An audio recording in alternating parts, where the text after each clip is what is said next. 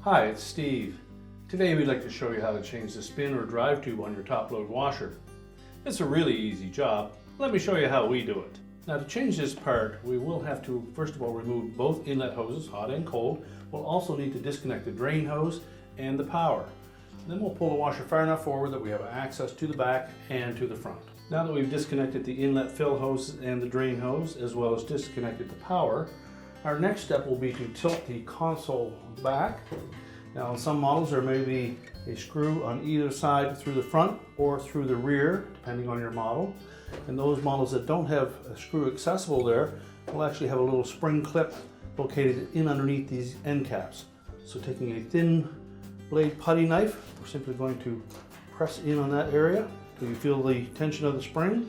Once you release that, you can just gently lift up on that control panel to release it. We'll do the same on the opposite side.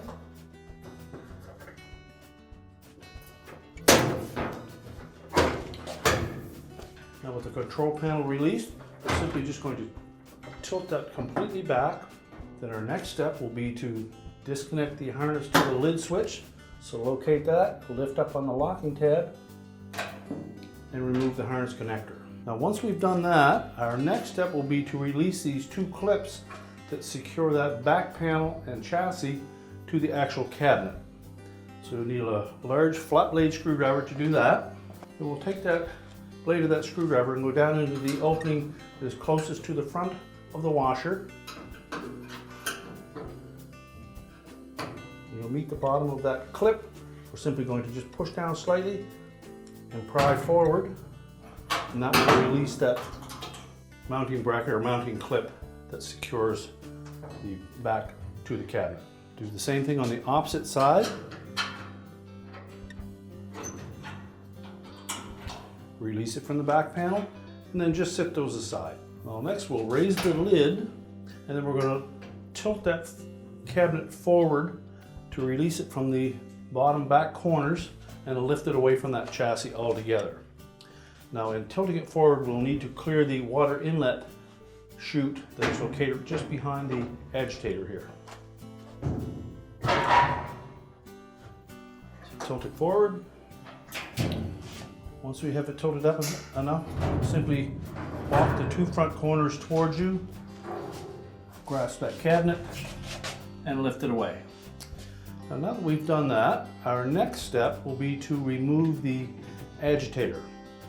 If your model has a fabric softener dispenser on the top, we're simply going to turn that and then lift it off.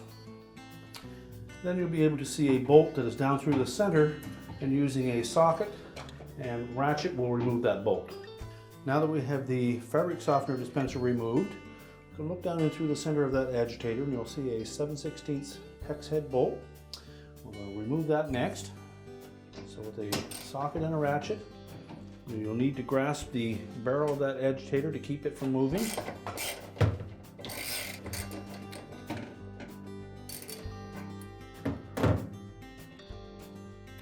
It may not be necessary to pull the bolt completely out of that agitator, but you'll need to have it at least loose enough that you can lift the agitator off the drive shaft.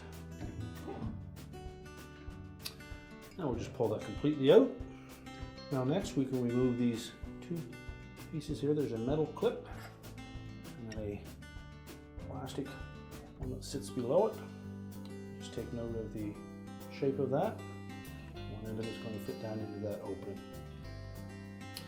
Set those aside. Now next we'll need a spanner wrench to remove this tub nut.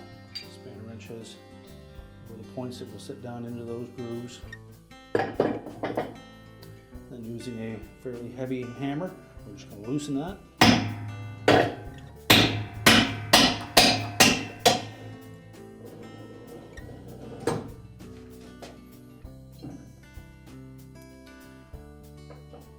Then we'll lift that hub nut off. Now there are a couple of methods for removing that drive tube, one of which involves removing the inner basket, which would necessitate removing the tub cover as well, which is fairly easy to do. Now it's not necessary to do that. You could also take a flat blade screwdriver and put it down into the slotted opening on that drive block and just tap it gently to spread that enough to allow the spin tube or drive tube to pull down below it. We're going to remove the tub so that you have a better view of what we're actually doing, although again it is not absolutely necessary to do that. Now to remove the inner tub, we're going to start by taking this tub cover off. It's attached to the outer tub with these tabs around the edge, so simply just press down on that tub cover to release a little bit of the tension, and then you can lift those tabs away.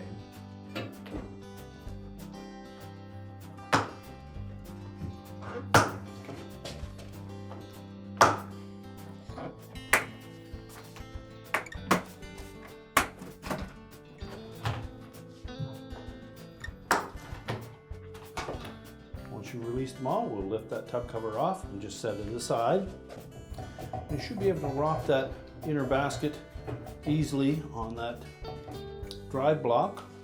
So just tilt the tub slightly forward so we can clear the water inlet and then lift it out. Now next we'll show you how we spread open this drive block. Again, you could have left your inner basket in place to do this, but here's a more visual aspect of it if we removed it. Just take a large flat blade screwdriver and just gently spread that open a little bit until it pops free, and just slide it off. And then we're going to set that aside because we will reuse it. Now we've taken the washer and tilted it on its back so that we have access to the motor, pump assembly, and the transmission. Before you do that, you should verify that you've gotten most of the water out of the drain hose, or be prepared so that you can collect that water as you tilt the washer backwards. Now once we've done that, our next step will be to remove the pump from the motor. You can leave the inlet and outlet hoses attached to that. We're simply going to pry these spring clips off using a flat blade screwdriver. Just pry upwards on them from the pump, give them a quarter turn, and pull the little mounting brackets out.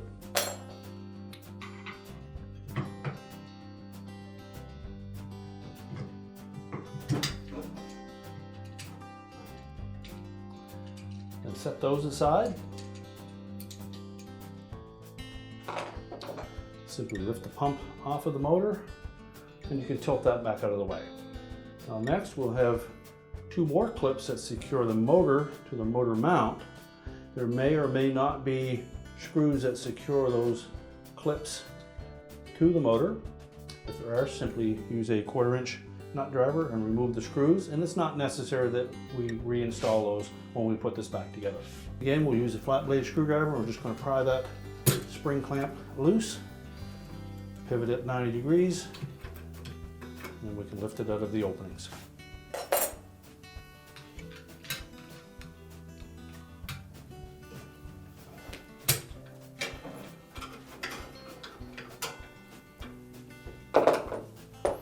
Now the upper one doesn't give you enough room to tilt that out of there easily, so we'll wait until we remove the motor, or we can just leave that clamp in place.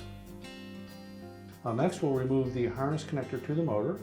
So begin by lifting up on the locking tab and just wiggle that connector away from the motor.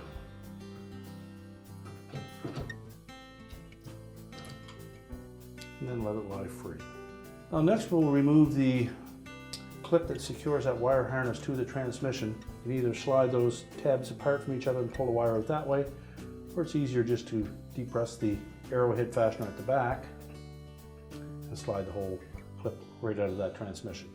Then let the harness hang loose. Now next we're going to lift that motor away from the transmission. So just grasp both sides of it, rock it free,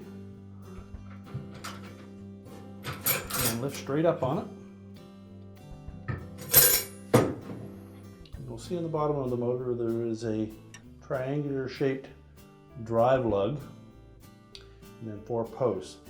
The rubber grommets will sit on these 4 posts.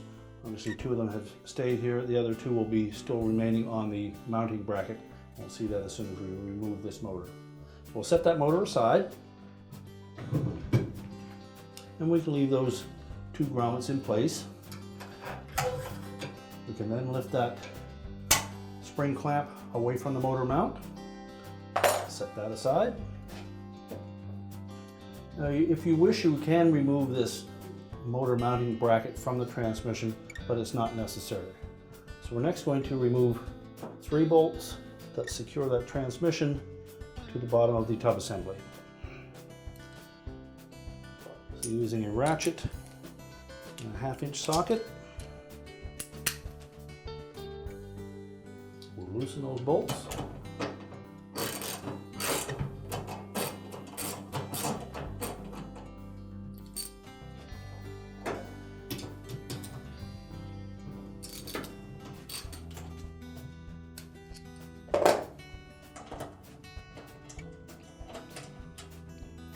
And simply remove all 3 of those bolts. Now next we're going to pull that transmission completely out of the tubs. We're going to need to hold it level the full length of the agitator shaft. So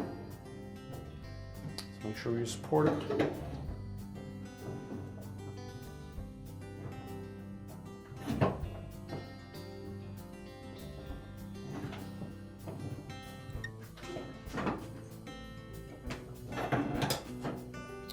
Now with it fully removed, we'll just set that aside. Now next we're going to turn this cam follower counterclockwise to release that brake. And that will allow us to pull that basket drive or spin tube drive out of the tubs.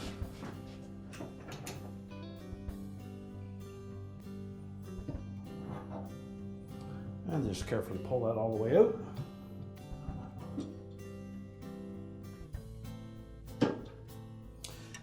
And next we'll transfer that cam and brake assembly onto the new spin tube. Now that we have the old spin drive tube removed from that washer, we'll need to transfer the brake assembly and the brake cam follower over to the new spin or drive tube. So to remove the old one, we're going to take a small flat blade screwdriver and we're going to remove this C-clip.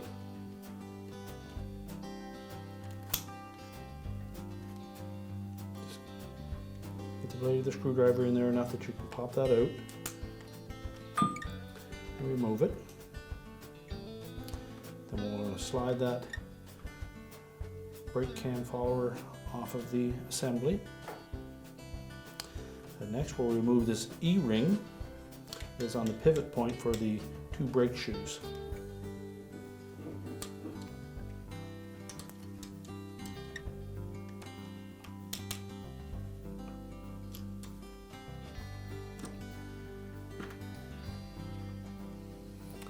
Now there's a fair bit of tension on this spring when you go to remove that one of those brake shoes off of that pivot point.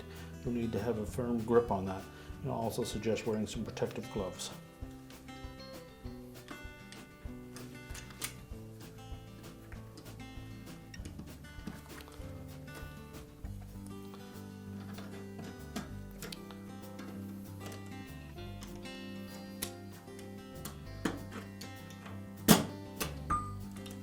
We pop that one off.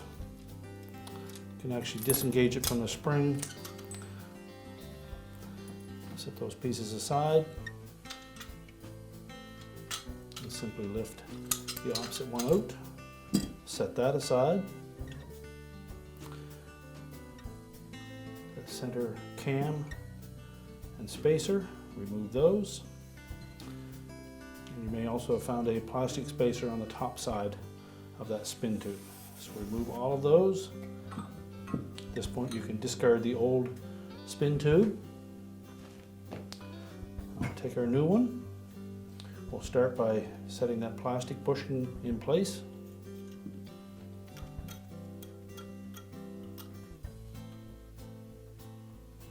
We'll set the cam on top of that.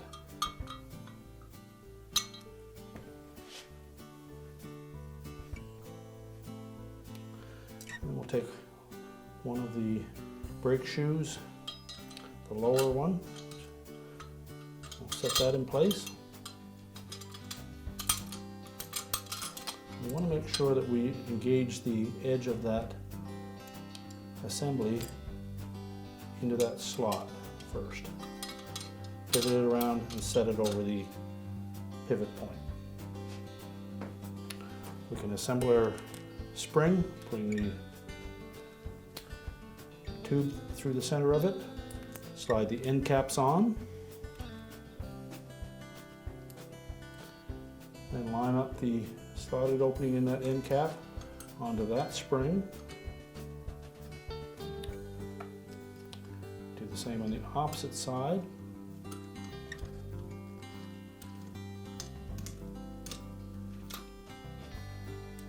Now with the tabbed end of that second brake shoe into the slotted opening on the end cap on the spring, verify that the second brake shoe is sitting over that pivot point.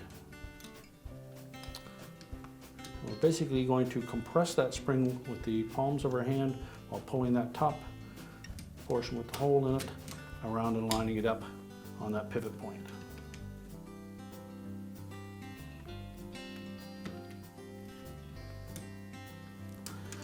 Hold that assembly in place. Verify again that the brake shoes are hooked into these two tabs, that the rollers are sitting on the flat side of that cam, our spring is in place, and that both ends of that are fully inserted to the end caps. At this point, we can then put that E-ring in place on the pivot point. So line it up, and take a pair of pliers and simply press it into place. Make sure the tab on that E-ring is into that slot. Now next we're going to install that brake cam follower. You'll note there are two little tabs on the bottom of that will fit into these two openings in the cam. We're going to position it so that the protruding part is away from the spring. Make sure it sits flush. Then we can install that C-clip to hold it in place. Line up the C-clip with the groove on the bottom of that hub,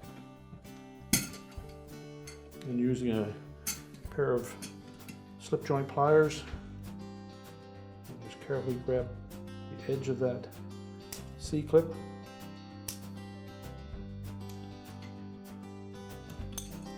and push it into place. Make sure that the two ends are fully engaged in that groove and that the ring is seated properly. At this point, when you turn that cam follower counterclockwise, it should pull those brake shoes in.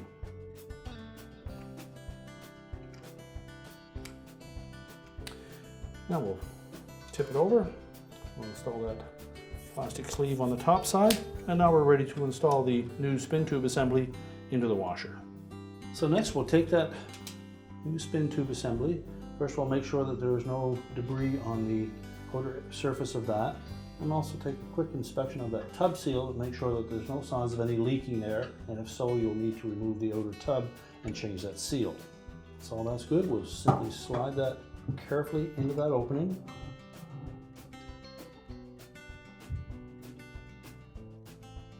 Now once we meet the edge of that brake drum, we'll need to turn that cam follower counterclockwise to compress the brake springs and allow it to slide into place. Now next we're ready to slide the transmission in. So we'll carefully lift up that transmission and line it up straight with the opening through that spin tube. And while supporting it,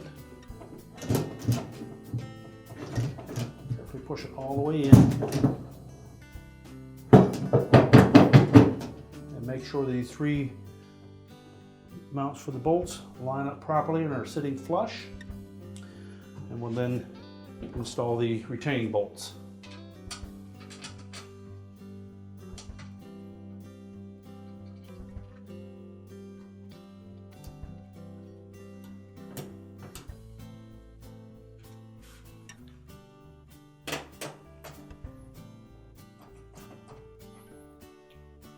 Now once we've bottomed out all three of those bolts, we'll then use our ratchet and tighten them securely.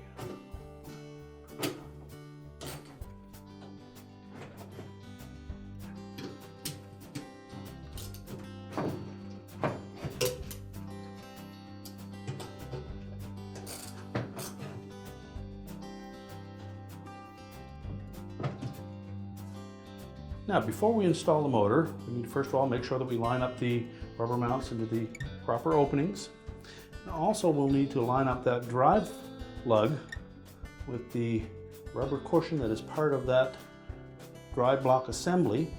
There's two of these nylon type triangular drive lugs and then a rubber cushion that fits in between them. So we need to make sure that they line up properly. When it lines up, it will drop firmly into that motor mount. Now, when inserting the upper spring clamp, you just tilt that motor just slightly forward. Will give you better access to that opening. Slide the end of that bracket down into place and turn it until it locks into the motor mount. And then simply press it up onto the opening on top of the motor. Again, for the bottom one, just need to make sure that we put it into that T-shaped opening, pivot it until it locks in place, and then press it onto the motor. Now, as mentioned earlier, it's not necessary to put the retaining screws through these clamps, but you can if you wish.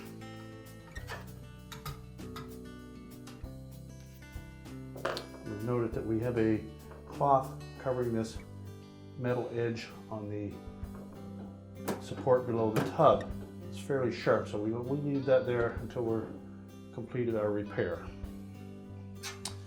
We'll then install the motor harness connector, line it up, and then press it firmly onto the motor until the locking tab engages. And the harness restraint or support, we'll push that through that opening in the transmission until it locks in place. And then all that remains is to install the pump onto the motor shaft. Now, you'll note that that motor shaft has two flat sides to it. We need to line that up with the center hub on that pump, which has corresponding two flat sides to it.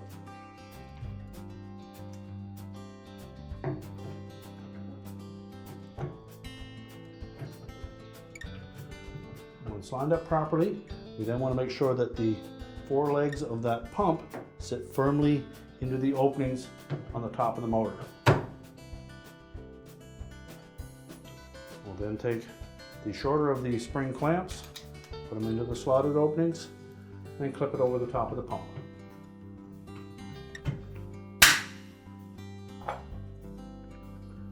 And there's a corresponding slot on the top. We'll do exactly the same thing. Pivot it into position and lock that pump down. And now we're ready to stand the washer up and reinstall the inner basket. Now that we have the washer in its upright position again, our next step will be to reinstall that drive block. First of all, make sure that when you open that up that you didn't crack it or split it, and if so, it'll need to be replaced. Also check for corrosion around this area, and if there's an excessive amount of corrosion, you should replace that drive block. And take note, there are two little cutouts that will match two tabs on the top of that spin tube.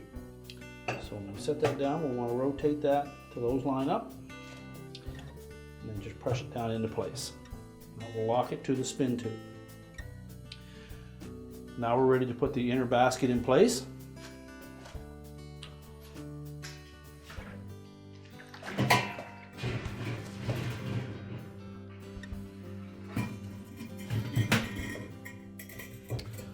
Just lower it down and just rock it back and forth to make sure that that drive block is seated.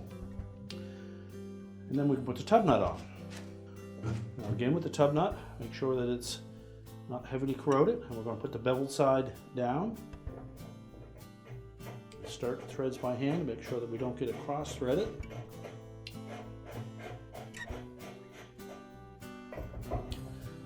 And just as we're tightening that by hand, we'll just rock that tub back and forth to make sure it centers it properly.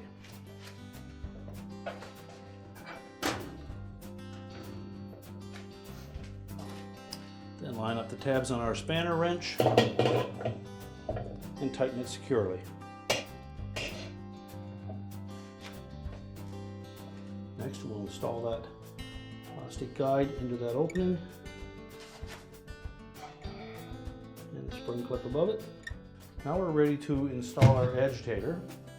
And if you inadvertently drop the bolt out of the center of that agitator, the easiest way to put it back in is to take the bolt and set it on the socket on your extension, hold it upright, then lower the agitator down on top of it so it fits through the hole, and then while keeping pressure on that extension, we'll just flip that agitator over, line up the splines, and then we can tighten the bolt. So just grasp the base of that agitator, make sure it's nice and tight. We can then install the fabric softener dispenser. If you remove one on your machine, there's a slotted opening that tab will fit into. And while grasping the top portion of the agitator, we're just going to turn that a little bit counterclockwise to lock it in place. Now next we'll need to put the tub cover back on. Now with the tub cover, you'll note all the tabs have a large opening on them with the exception of one. And that one will go to the left side of the tub, tuck it in underneath the water inlet, line up the back. Make sure that those tabs are all sitting on the outside edge of the tub. Rotate it into position. Again, we'll start with the narrow one, make sure it's lined up, and then snap it in place. So now that we've lined up all of those tabs, in particular the narrow one, we're just going to squeeze that tub cover down onto the outer tub until all of those tabs engage. Go all the way around.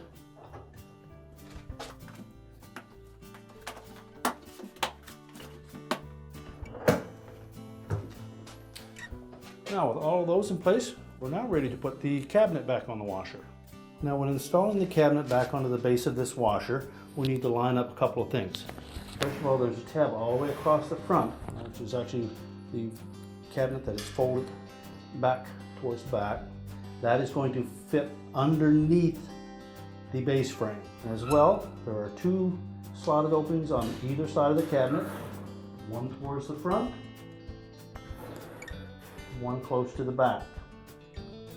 These slotted openings are going to fit onto two tabs on either side of the base frame. One tab at the front and one near the back on both sides. Again, the lip on the inside of the front of that cabinet will go underneath this portion of the base frame. Now to accomplish that, we'll tilt the cabinet back towards us. We'll hook that lip at the bottom of the cabinet in underneath the base frame and then slowly tilt the washer cabinet back. We'll also need to just lift up slightly on it, pull the back of the cabinet towards us, so that the water injection slides in underneath the main top. Then verify that both the front and the rear are set on those two little tabs on both sides. And then we can put our mounting clips in place on the top. Now make sure when we're tilting that cabinet back that the water inlet tucks in underneath the main top and that the tabs in the bottom rear corners of the cabinet lock into the base.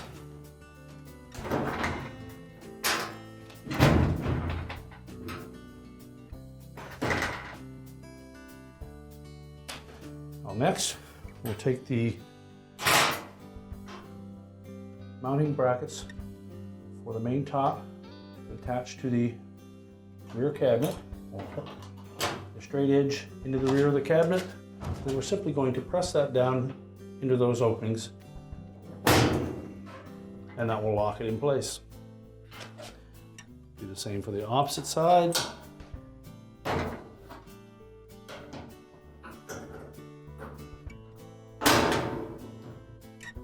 And make sure that we reattach the harness for the lid switch. Push it all the way in, making sure that the locking tab engages. Now we're simply going to roll that console forward, and we'll line up those two hooks, one on either side with the rear openings in the main top. The center tabs will go into the center hole, and then the spring clips on this particular model will fit into the front holes. On this particular one, we have a spring clip, and the hook will fit down into the rear opening. Tab will go into this one, and the spring clip will lock into the front opening. Line up both sides.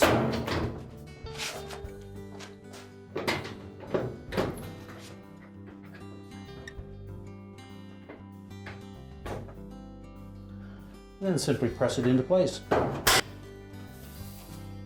We're now ready to push the washer back into position and reconnect our fill hoses. We're now ready to reconnect the power, and our repair is complete.